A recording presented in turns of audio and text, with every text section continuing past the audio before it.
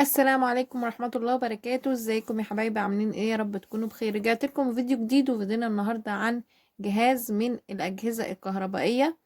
عايزة اقول لكم ان من فترة كبيرة جدا كان الجهاز ده مش من الأساسيات في جهاز العروسة، بس من كام سنة يعني كده الجهاز ده بقى أساسي من ضمن الأجهزة الكهربائية. يعني ما ينفعش عروسة تتجوز من غيره يعني. تمام. قبل ما نبدأ الفيديو ما تنسوش تشتركوا. ورجعت لكم يا حبايبي، وزي ما قلت لكم ان العروسة بتجيب اساسيات في جهاز العروسة، بس الجهاز ده بقى من الاساسيات. يعني عايزة اقول لكم ان من زمان جدا كان ممكن عروسة تتجوز من غير المكنسة الكهربائية عادي يعني، مفيش اي مشكلة خالص. بس يعني بقى خلاص دلوقتي جهاز العروسة لما بتجيب الأجهزة الكهربائية ده بيبقى من ضمن الأساسيات اللي بتحط في قائمة الأساسيات الأجهزة الكهربائية. تمام يا حبايبي. طبعا أنا جبت المكنسة بتاعتي هي باناسونيك. تمام. عايزة أقول لكم إن الباناسونيك موديلين، ماليزي وكوري. تمام. انا هفتح بقى المكنسة دي واوريها لكم، واقول لكم بقى ايه الاحسن فيهم، وايه افضل حاجة في المكنسة لما اي عروسة تيجي تشتري مكنسة كهربائية يعني وكده. تمام. هفتحها لكم وارجع لكم تاني.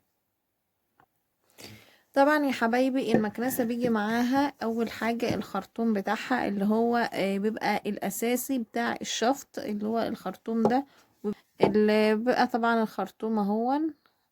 تمام. ده الاساسي في في المكنسة. تمام يا حبايبي. ده اول حاجة في في المكنسة يعني. بيجي ايه تاني يا حبايبي؟ بيجي الدراع ده الدراع اللي انت بتمسكي منه المكنسة، اللي هو انت بقى بيبقى محطوط في الايد يعني وكده، اللي تقدري تتحكمي بيه في المكنسة، بتوديه وتجيبي كده يعني. ده الدراع بتاعه. تمام.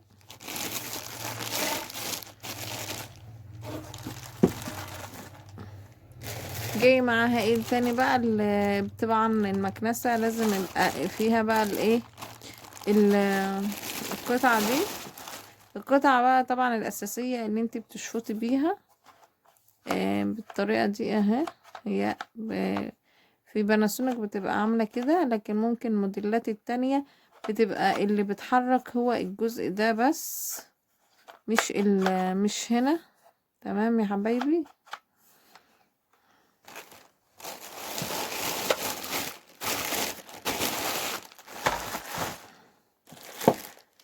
بيجي برضو ده الدراع طبعا اللي بيبقى متصل بالخرطوم والايد بتاعة المكنسة. تمام. بتبقى من هنا كده. ده الدراع اهو. اللي هنا بتحط اللي هو الايد. هنا بتحط الايد بتاعة المكنسة، وهنا بتحط من هنا الخرطوم بتاع المكنسة. طبعا من هنا بصوا عاملين نظام من هنا كده القطعتين. القطعة اللي هي بتشفطي بيها طبعا الانتريه، والاماكن اللي بتبقى ضيقة اللي انت ما بتقدرش بتوصلي لها بالقطعة دي. تمام. القطعة التانية اهي، اللي هي منها ان انت يعني بتشفطي بكنس. تمام. برضو الحاجات والاماكن اللي انت ما تقدرش توصلي لها، زي الكيبورد بتاع الكمبيوتر، زي مثلا اللابتوب، الاماكن دي يعني. تمام. وكذا استخدام طبعا بيبان بقى في الاستخدام، ان شاء الله ابقى اوريكم لما اجي استخدمها.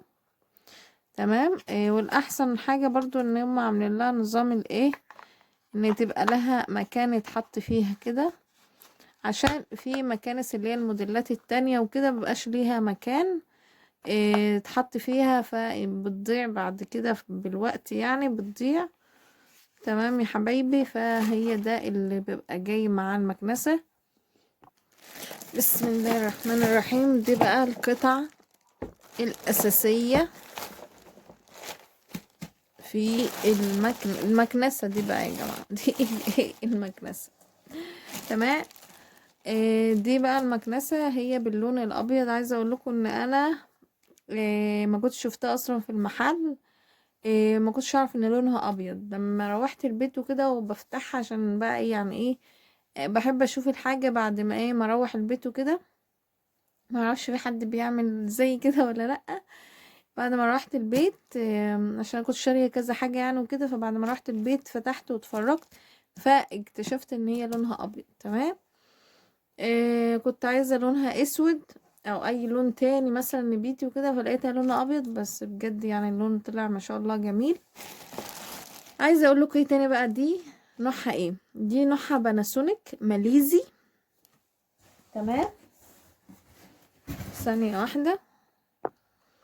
باناسونيك ماليزي. هي ماليزي.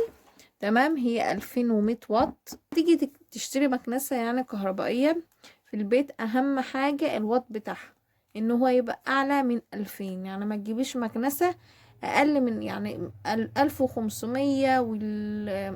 والواطات دي بتبقى يعني قليلة جدا، وبجد مش هتستحمل معاكي. عشان عن تجربة شخصية عندي في البيت وكده، جبنا كذا مكنسة عندنا في البيت، لان بصراحة يعني إيه كان الوات بتاعها قليل. و يعني ما كناش واخدين بالنا من النقطة دي ان لازم الوات يبقى عالي وكده.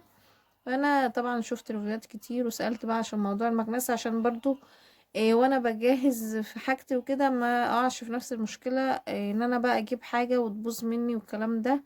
مستحمليش عندنا شهر اصلا يعني اقل من شهر كمان. فاهم حاجة وانت بتشتري ان انت تبقي بتدوري على الوات بتاعها. تاني حاجة، الباناسونيك ده فيه منه ماليزي وفيه منه كوري. احسن حاجة طبعا الكوري.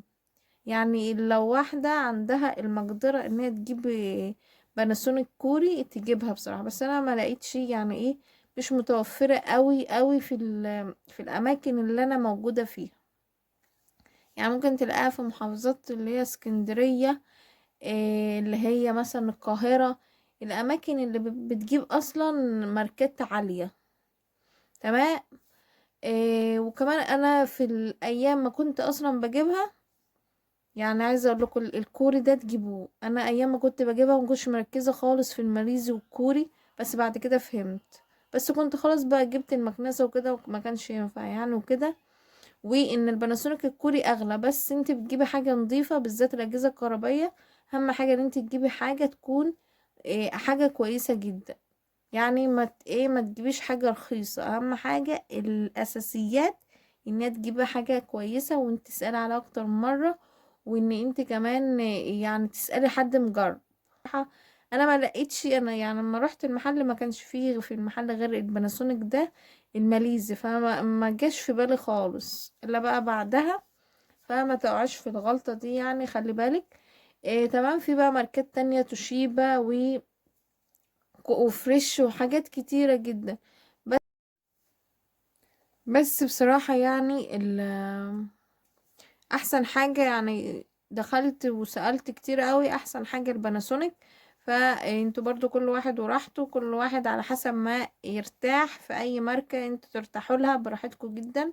ده حاجة ترجع لكم انتوا. بس انا بقول اللي عن تمام يا حبيبي. ده كان الفيديو بتاعنا عن المكنسة الكهربائية في جهازي. اتمنى ان يكون الفيديو عجبكم وان هو يكون افادكم. اتمنى اللي مشتركش عندي في القناة يشترك في القناة عشان توصلوا فيديوهات الجاية اول باول. واشوفكم على خير فيديو جديد. باي باي.